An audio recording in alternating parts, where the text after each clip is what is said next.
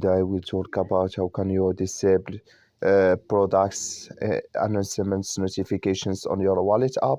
We're going to figure out the solution or know how you can do that on your app. So you just follow these ways, then it's going to work with you. All you have to do in the first, you just go down, click on this sign down here, just click on it. So then it's going to take you to this list. It's going to show for you like this here. You go here above this sign, click on it. So then you come to this list. It's going to show for you like this here.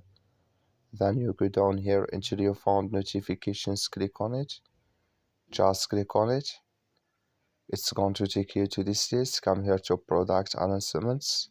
Click in this sign or this color.